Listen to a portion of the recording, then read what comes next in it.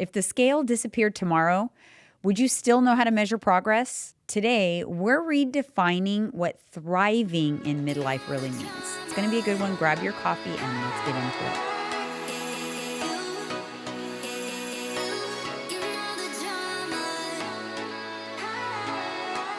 Can I share something funny with you that I just discovered while you guys were chit-chatting before the show? Sure. I got these boots and I really like them. I like to get a new pair of boots every year. But I was a little disappointed when I tried them on at home, even though I really like the way they look. They're very uncomfortable. And I thought, gosh, they really smash my toes. Like they're so uncomfortable. And then when I was walking right now out of the bathroom with the boots, I looked down, I'm like, God, these are really uncomfortable. How would I ever like wear them out to dinner or whatever? Well, then I was just looking down and I realized I was wearing them on the wrong feet. I've done it, and I've done that twice. I had them on the wrong feet. How did I not notice that? Oh my God. No wonder they were smashing your toes. They were smashing my toes. How did I not notice that? How embarrassing if I would have worn them out like that. I don't know. You'd have been in pain like I was at one time in Frisco. I wore those stupid ass. What shoes were those? Some Louboutins. Louboutins. Yeah. With the red bottom. Red bottom Louboutins. They're like a tennis shoe, high top sneaker, and they were ass. They were so bad you took them off. Yeah, I had to walk on socks in the streets of Frisco. They're that bad. It was killing me. And then I videotaped you. Trash. Expensive, too. They weren't cheap. Imagine how funny it would be if I still had that video if you didn't make me delete it. You I made know. me delete it. What a dummy. You were so mad you made me delete it. Like you had steam coming out of your ears. You were so mad. I was pissed. You were walking with your... I couldn't take it no more. You know, I was ready to punch I have to share, though, the reason why I was videotaping, the reason why it was so funny is because a couple of months before that, we were in New York. We were partying all night, dancing till 4 o'clock in the morning, and I was wearing Louboutins. And I was in so much pain that I was crying. And we still had to walk a couple of blocks to get a taxi cab. It's snowing outside. And I wanted to take off my shoes. I was so miserable. I was like, I can't do it. I can't move another inch. And you would not let me take off my shoes. Not walking the streets of New York barefoot. Okay, then I said, then carry me. And you wouldn't do that either. You were just mean. I was probably too drunk. And so when this happened a couple weeks later, it was literally karma. Yeah. And I laughed my ass off. It actually made my foot bleed. Because what you said to me that night was, how bad could it be? How bad could it be that you have to take your shoes off? What are the chances that 2 weeks later you were walking on the dirty streets of San Francisco in your socks? And I think that's why you were so mad, because of course I was probably rubbing it in. Probably. Karma, blah, blah, blah. And that's why you were I wanted so to go to Louboutin and cuss them out. Like, this is your son, these expensive, uncomfortable shoes. What the hell? And think of this, okay? I want you to just reflect for a moment. Yours were sneakers. Mine were 7-inch stiletto heels. True. I remember after the dust settled and you had your clean socks on and everything, I said, now do you feel bad that I had to walk in the streets of New York with my shoes and I was crying? And you said, yeah, you felt bad. Those fucking things gave me blisters. I was bleeding. You believe that shit? $1,000 sneakers. I don't know what I think. I sold them online. You did. You sold them. You never put them on again. No. You were disgusted. All that designer shit is never comfortable. It's the worst. Stay away from designer stuff. It's actually not the most comfortable stuff. But back to your boots. You had an epiphany. Yeah. You wore them on the Anyways. Now they're comfortable? They're good. They're comfortable. I'm happy because I really like them. Yeah. And I thought, oh my God, they're just going to be closet trophies. And I think too many of you women have sacrificed comfort for fucking, trying to be stylish. And deep down, you're like, no, I don't do that why'd anymore. I wear those? No, I know you don't do that no more. Those days are over for you. Would you say you're like, no more high heels? No. 6 Well, these are high, but they have to be comfortable. Yeah. That's why I was devastated by the boots. And I'm literally laughing, looking down. I can't even believe I did that. Anyways, guys, thank you so much for tuning in to another episode. Make sure you comment. We'd love to interact with you in the comments. Subscribe on YouTube. Listen on Apple, Spotify, Good Pods. Leave us a review if you do. We'd really appreciate it. Now let's kind of get into it. I think that, sometimes we say something over and over and over again, and I'm guilty. I say thrive in midlife. I just wanted to kind of talk about what it means to thrive. What does it mean to thrive in midlife? And this could apply to men too. And because sometimes you say things over and over and then you kind of lose sight of what it even really means. You know what I mean? Or it goes over people's heads. They hear Yeah. so much. It's like, Then it's like, I'm I've in already life. heard that 1,000 times. I'm in midlife. Yeah, we get it. I just feel like people are they're wasting what could be the best years of their life. Can I be honest with you? Yeah. Just no holds barred. Go ahead. You always blame your age. Let me tell you something. If a 75-year-old person, we're gonna do a little messing around here. This Okay. isn't real life. Go ahead. You're 45 and you're whining and bitching about, I'm 45, I'm midlife. I hate it. All my best years are behind me. And then you call yourself old. And then a 75-year-old person says, what did you just say? I would kill to be in your shoes. You just call yourself old? I'm 75, sweetheart. You want to trade places? Would you like to trade places and be in my shoes? You know what I'm saying? Like people don't look at it like plenty of life left. Or 85-year-old will say, I don't have much time left. I got a few years if I'm lucky. You want to trade places? So quit your whining, quit your bitching, and quit saying that life's over because you hit your 40s. When did humanity start giving up in their 40s? Like all of a sudden, like we're done. Like you write yourself off. Like hell no. Well, we're here to show you, you got plenty of life left. By the time they see this episode, you already be 50. I'll be 51. Yeah. I'm way better than I was in my 30s and 20s. Yeah. Why? Because I'm not disrespecting myself. I'm not drinking. I'm not doing drugs, and I'm not eating like an asshole. And I'm treating my body like a temple, like it should be treated. And I'm grateful for this life. Be grateful you're here. You have plenty of time left, but don't waste it. You guys are just wasting your time around, just complaining and whining, not doing nothing about it. Yeah. There's my rant. There you go. And rant. That's what I mean though, like thriving in midlife. So what does it mean to thrive? It means to put your best foot forward. Yeah. So many people dread their birthdays after a certain age. Yep. Always. I can honestly tell you from the time I was 40, I was excited to turn 40. I put my best foot forward. I remember we went to Miami and I was excited. I felt great. I was in a good place in my life. I was happy with what I was doing with my career. I put my best foot forward. And so I've continued to do that since then. I've not spent a birthday not trying to I don't want to turn that age. Like, oh God, I'm only this age. I've always made it a point to try to put my best foot forward so that I'm excited about every birthday. Some years are better than others. Trust me, I've had some rough years the last few years, but I still have always tried to go into my birthday looking and feeling my best and having good goals and like things I'm working on and just having, something to to look forward to and excited about. And that's what I mean by like thriving. Last year was probably the first year I felt like it was slipping away. Like, oh, I feel like I got to do something. You're in a rut. You weren't really living where we used to live. You weren't really inspired by anything. You were kind of just going through the motions. There was nothing to look forward to. This year, we're in a different place. And there's your example of like a year could be in a whole different place. And look where we're at. Yeah, I wasn't protecting my peace as much. I wasn't thriving in midlife last year. There was a time where I felt like I was it's like I was trying, but it was like in quicksand. Yeah. Like I wasn't really thriving and I was trying to thrive. So I had to keep thinking like, what do I need to do to get myself out of this? I was kind of constantly like, what does that entail? What do I need to do? And then I started to think, what makes me happy? I don't have any hobbies. I remember you said that. I don't have any hobbies. Like what makes me happy? Yeah. Slowly, like I let things go that I had enjoyed doing over the years. And like, it wasn't anybody's fault but my own. It was nobody's fault. It's not a blame thing. It's kind of like I just kind of lost myself. And I think it happens a lot to women in midlife, to be honest. And men. They do the same shit. Yeah. They complain about how they look, how they feel. And the person that they're not, I don't look like my 20s, bro. I used to be so jacked and fit. And then this is what guys say. Listen, this might be a little, I know this isn't the same as women. I went on this guy's page. He's giving men advice to talk about, bro, if you want to get noticed and you want to stop bitching and whining about you can't get a girl or girls don't talk to you, women don't find you attractive, well, do something about it. Stop looking in the mirror and feeling sorry for yourself, looking at your belly. Do something about it. So he says, a lot of these guys, they just let themselves go, get overweight, and never do nothing about it. They just complain, And what they do is, I saw a comment on one guy. He goes, I used to be me in my 20s, 30s.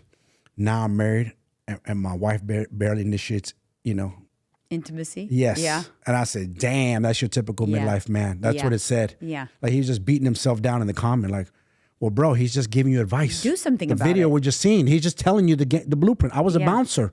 He's right. If you're a bouncer and you're jacked and fit, girls are gonna hang all Yeah. over you. I know. My best friend, he had girls hanging all over him every night. It was funny. It's Yeah. like a movie. I'd be watching 4 or 5 chicks hanging on him. Not only was he a big ass bouncer, he was fit, good looking, and Yeah. So you could do something about it. Yeah. But you have to do something about You it have for to. yourself. That's you it. can't rely on anybody to do No. it for you. That's why, and like if you think, has nothing to do, by the way, with my my physique, because I was 118 pounds last year, Christmas time. It wasn't that. I looked cute. I look at my pictures. I looked good. That wasn't Did it. you look cute? You look good? I look cute. Yeah, I I look like good. you say you look cute. I look cute. I had my little Skims PJs at Christmas. I felt good. It wasn't about my physique. It's not like I had to let myself go. It Yeah. wasn't about that. It's not always about that. No. But inside, I didn't feel good. I That's felt like there different. was nothing that sparked joy. I was having a hard time sparking joy. And I feel like I just truly feel like it was a little bit of a delayed grieving for my mom. And I have heard that. I have heard that like year 1 is kind of like you're in a fog. Year 2, you're kind of like trying to put your life back together, what the new normal of life is without that person. And year 3, like it hits you, like their memory is kind of fading, and then you realize you're never seeing them again. And it kind of like the 3rd year can be difficult. And that's why last Christmas was my hardest Christmas, not the first one, not the second one, last one. And I wasn't thriving in midlife anymore. I was on HRT, body was good, still not thriving. Because it's not just about that. It's about No. what is spark. You do have to look inside and think, what sparks joy in your heart? And sometimes that changes, right? For me, it changed. My daughter moved out. So like the hustle and bustle of the house was changing. Yeah. My relationship with my dad, A little quieter. was strained. And then my larger family unit, all of those traditions changed after my mom died.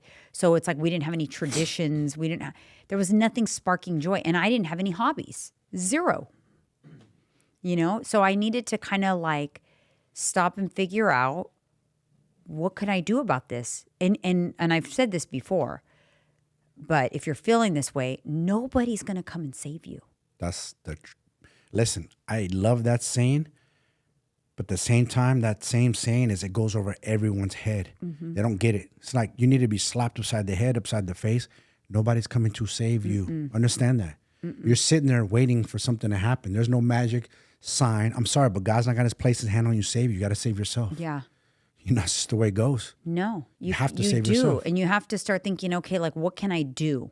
And I started to do things to try to help myself out of that. And I've documented all of that. We've talked about a lot of that on these podcasts, but I started to think like little things. I started very little, like, romanticizing my night routine. And I would get little things like I got like shower bombs for my shower, and I started maybe change my skincare routine, and I started to do little things that slowly I just started to feel a little bit better, and it kind of snowballed into like, okay, I'm going to make a vision board for the year. I'm going to set goals. I want to just start to what I did, rather than fixate on where I was right now, I let myself like leave to my future self.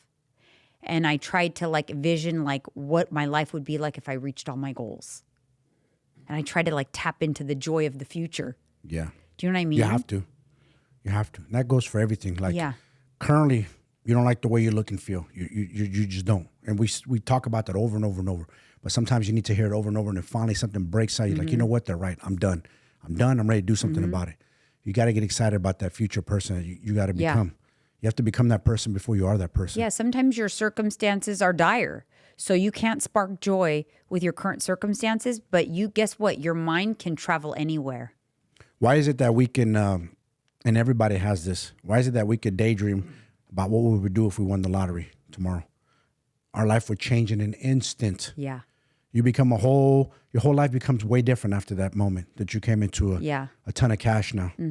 Everything changes. To be honest, that's one of the things you and I like to do. And it does kind of spark joy in me to kind of like pretend that we won the lottery. What would we do? How do we spend the money? Of course. Who'd we give our money to? Who'd we set up? Who'd we set up? Who'd we help? And it's those little things. So you have to like figure out what are the things that spark joy. Maybe it's painting pottery.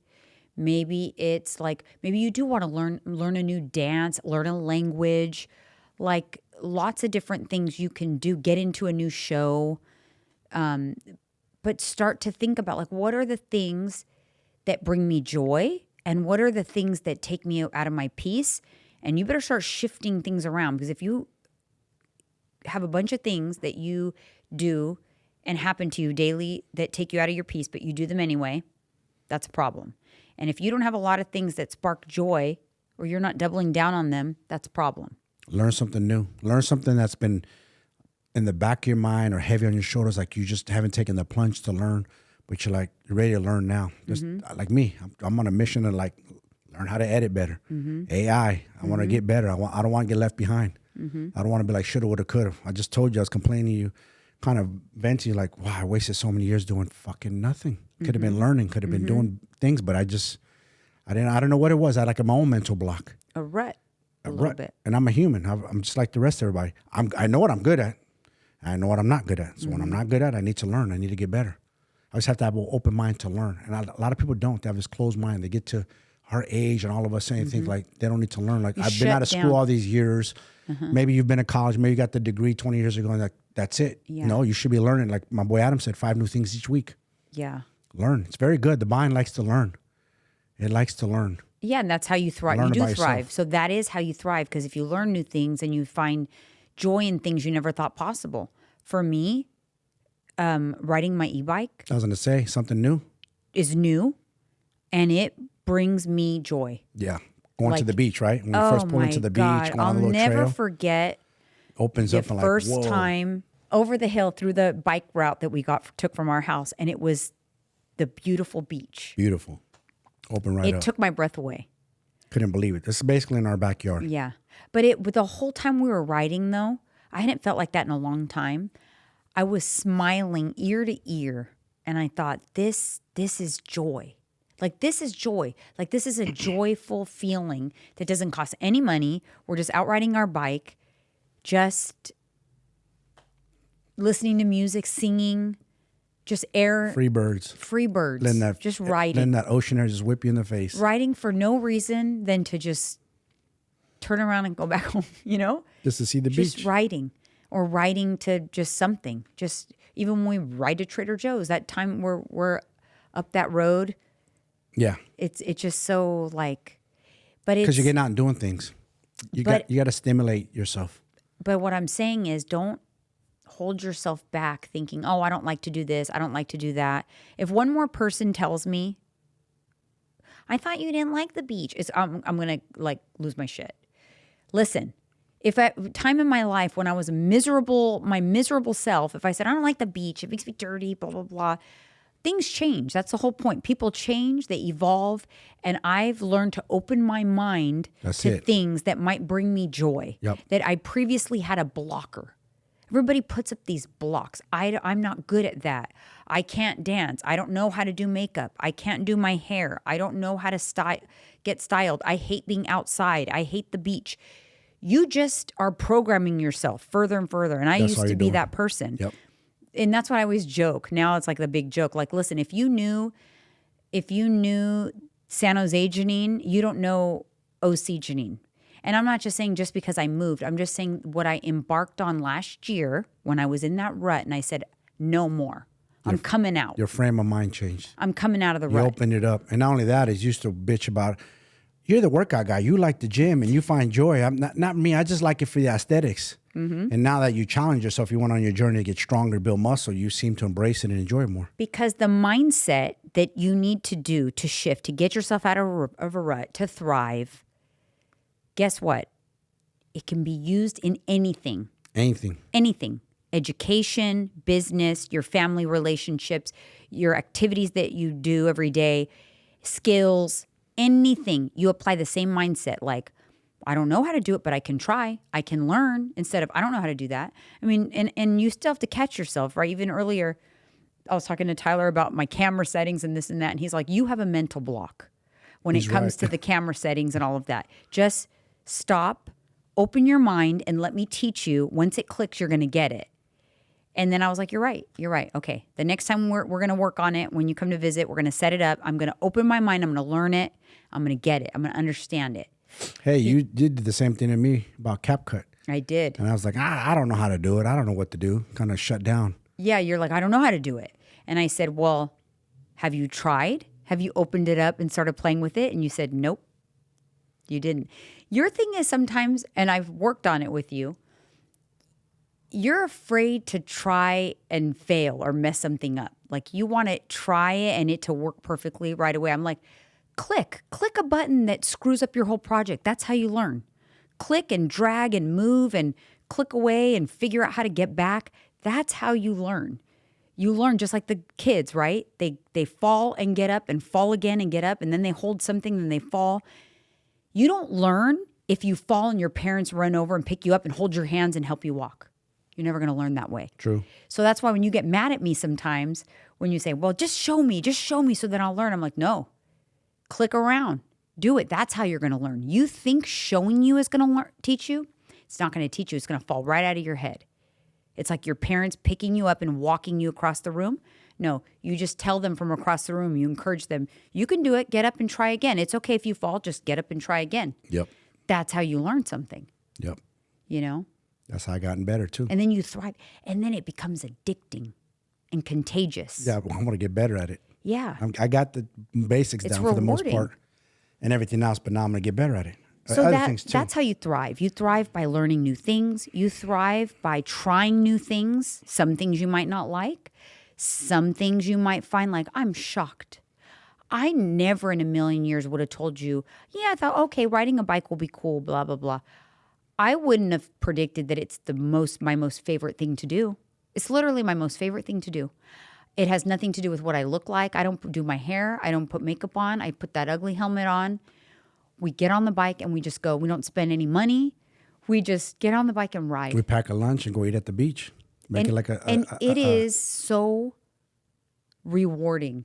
And so you need to find that thing. You need to find lots of those things. Me taking a hot shower while listening to a podcast and crawling into bed with my popcorn, rewarding, joy. I love it. Spending time with my dogs, rewarding. I love it.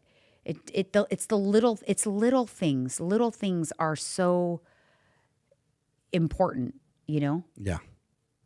I love it. Anything they take away from this message is be open-minded, man. Yeah. Don't stop sure. learning. Be open-minded. I enjoy having people over, guests. Yeah. We've been doing a lot of hosting. Yeah, a lot of It's fun. hosting. I've enjoyed that, like showing them you around. you kind of already said that way before we moved to OC. You said, man, I want to live somewhere where people vacation. Yeah. They can come visit us. Yeah. Because then you were showing me a house in Texas. Like, look, babe, look what we can get in Texas. This big old castle. I'm like, yeah, No one's going to come see us in McAllen, Texas. Yeah, no. I'm staying in Cali. I'm good on Texas. Yeah. I'll pass. Nothing against you folks in Texas. I'm sure you love your state, but that ain't for us. It's hard to like leave your home state. This is our home state. Born and raised. We're 40-minute ride from the beach with our bikes. It was hard. It was hard 20-minute enough. ride in the car to the beach. Like, come on. You just can't beat it. It was hard enough to go to the other side and like to pull course. yourself out of your hometown. Yes. It's a hard thing to do. It like is. holds you in there. Because it's comfort. That's all you've known your whole life. But I said this is just because you and I were both born and raised kids doesn't mean we have to stay here forever. Mm-hmm. That's what happens to people. They stay forever in their hometown. Stuck. They live somewhere where they hate it, but they feel stuck because they have guilt. I can't leave because my parents or this or that. There's always a reason. You just got to go live your life for You you. have to unstuck yourself. You have to. You got to get off that the glue pad, man. Get off. Just yank yourself off and go. Got to be adventurous in life. Life's a movie. It's a very adventure. You got to make it what it is. Listen, tomorrow's not promised. It's not.